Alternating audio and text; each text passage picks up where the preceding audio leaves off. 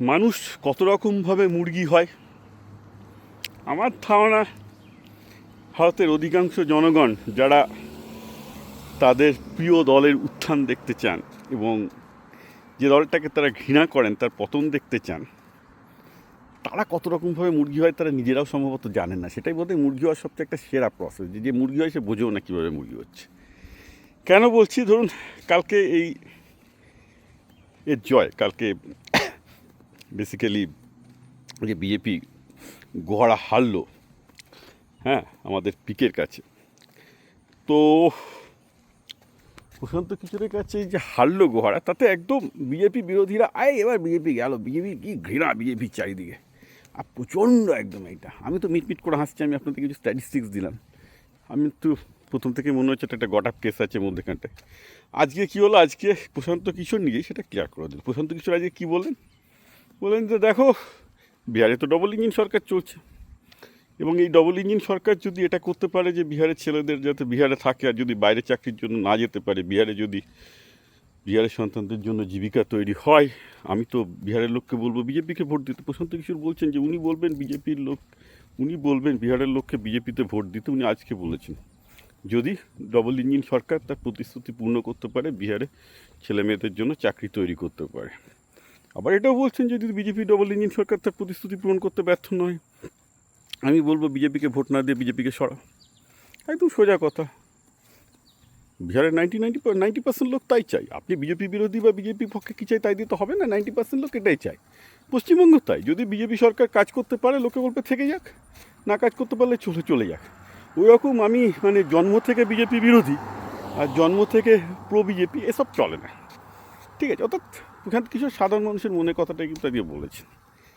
তো আমি আগে মনে মনে হাসছিলাম প্রশান্ত কিশোরের এই ভিডিওটা শোনার পর, যারা কালকে আমার বেসিক্যালি অনেক শিম্পাঞ্জি আছে তো, ইসলামপন্থী বামপন্থী শিম্পাঞ্জি, যারা বিজেপিকে অন্ধের মতো ঘৃণা করতে পারে। বাই দ্য ওয়ে বিজেপিরও অনেক লোকজন মুসলমানদের অন্ধের মতো ঘৃণা করে, সেটাও একটা হনুমান টাইপের কারবার, এবং আমি I be the first person to protest that, by the way, ঠিক আছে। দুটোকেই আমি খুব বাজে বলে মনে করি, কারণ যে কোনো জিনিসই অন্ধ জিনিসই খুব বাজে, অন্ধত্ব ব্যাপারটাই বাজে, because like you lost your eyes, right. কিন্তু ঘটনাটা হচ্ছে এই যে আমার আজকে প্রশান্ত কিশোরের ইন্টারভিউটা শুনে কী ভালো লাগলো যে না উনি, এবার আমি কালকে কিন্তু বলেছিলাম ব্যাপারটার মধ্যে আমি একটু গন্ধ পাচ্ছি। কিসের গন্ধ পেলাম? 37% মতো ভোটিং করেছে, তার মানে কি বিজেপির অধিকাংশ লোকজন ভোট দিতেই আসেন, এবং বিজেপি প্রচারও করেনি খুব একটা, ঠিক আছে। অর্থাৎ বিজেপি জেতার জন্য যে করে ইচ্ছা ছিল তাও নয়। সুতরাং পরিষ্কারভাবে দেখা যাচ্ছে যে বিজেপির ক্যালকুলেশন কি, যে এখানে যদি বিহারে যদি প্রশান্ত কিশোর চলে আসে, আর যদি ভিতটা ধসিয়ে দেওয়া যায়, কারণ তাদের তো সেরকম করে সংখ্যাগরিষ্ঠতার চাপ নেই বিহারেও, বাইফার অনেক সংখ্যাগরিষ্ঠ বিজেপি বসে আছে। সুতরাং তারাই যদি সংখ্যাগরিষ্ঠতাকে মেনটেন করতে চায়, তাদের জন্য বেস্ট কোর্স অফ অ্যাকশন হচ্ছে আর একটা নতুন বিরোধীকে এন্ট্রান্ট হিসেবে এনে দেওয়া। তাতে কী হবে, নেক্সট টাইম আরজেডি, প্রশান্ত কিশোরের দল, কংগ্রেস সবাই মিলে নিজেদের মধ্যে বিরোধীরা এত ঘেটে থাকবে, বিজেপি বলবে আমি আমার জায়গায় আছি।